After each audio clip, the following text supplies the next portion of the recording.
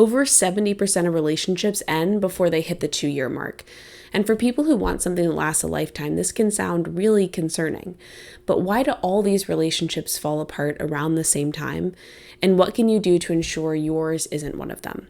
That's exactly what we're going to be talking about in today's video. I'm Cameron. I'm a licensed therapist, wife, and mother, and this is my channel, Modern Marriage, where I share with you all the tips, resources, and insights that I've gathered from working with couples in therapy so that you can start building the relationship that you've always wanted. So at least in Western culture, we tend to think of love as this passionate, all-consuming fire of early romance.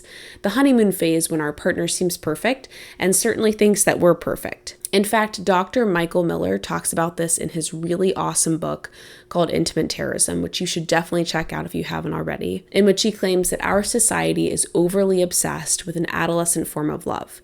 Either the relationship is all good or it's all bad. If all good, not only are we perfectly compatible soulmates, but the relationship itself has this incredible power to heal all of our long-held scars and imperfections. If all bad, though, the relationship is dangerously destructive, an abuse that we're unequipped to deal with and will consume our identities if we stay. For example, think of Romeo and Juliet. By finding each other, their love practically transcended time and space itself, and allowed them to break free of their family's long-held feud, their very identities, and even their fears of death, to be together for eternity in a sort of consumptive bliss. The only problem? Juliet was 13, and Romeo was probably somewhere around 16 or 17. Have you ever met a high schooler who knew the first thing about real love, not just the hot infatuation of early courtship? I know I haven't, and I definitely had no idea what real love was when I was 13. This story, which is certainly one of the most eloquent depictions of adolescent love, which, keep in mind, only has 2 endings, either eternal passion or eternal tragedy, sums up a lot of how our culture views romance today. If we haven't fallen head over heels in love with someone, shouldn't we hold out for our Romeo or Juliet? This certainly causes a problem for people who never find that elusive emotional experience, but it seems to cause an even larger problem for couples once the adolescent phase of their love eventually ends. Once the clock strikes midnight, and your beautiful ball gown turns to rags and your horse-drawn carriage into a pumpkin, what do you do then? When partners begin to notice each other's flaws, this transition can leave a lot of cracks in the previously pristine image they had of the relationship. The free-spirited, laid-back approach to life you once admired in your partner starts to seem a little bit more like laziness and a lack of ambition. Or where you used to appreciate your partner's encouragement as motivational and uplifting, you're starting to see as nagging criticism. In other words, where we once saw a beautiful carriage, now we're starting to see a rotting, smelly pumpkin. And over time, with enough cracks in that initial image of the relationship, the image completely shatters for many couples and leaves them in crisis. And in response to this crisis, 70% of them break up. It turns out that this is what all these couples who part ways prior to the 2-year mark have in common. The honeymoon phase, which usually lasts 6 to 24 months, has ended. So if you want your relationship to last not just past 2 years, but for life, what do? If we're all bound to lose that adolescent love, or at least many parts of it, how can we let those parts go gracefully and make room for new, more mature love to flourish? I want to share with you several questions you can ask yourself in preparation for your relationship's transition from adolescent to mature love, so that hopefully you and your partner can avoid letting the end of the honeymoon phase become a crisis that leads to so many breakups.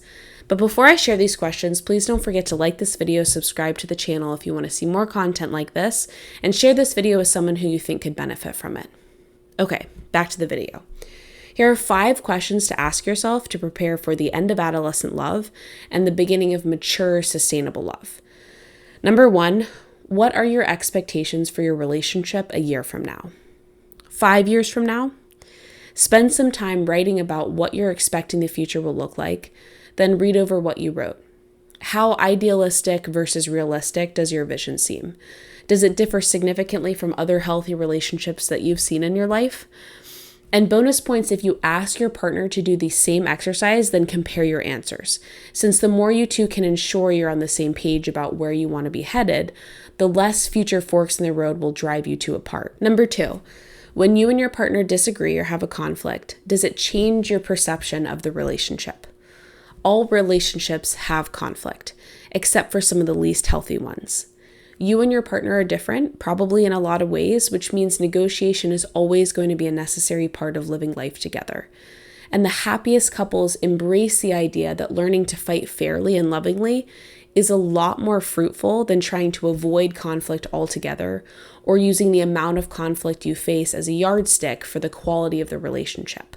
Number 3, are your partner's flaws something that you can not only live with, but actually embrace as part of what makes him unique? So I heard a really great quote the other day that you want to pick a partner whose flaws you would prefer to any other set of flaws.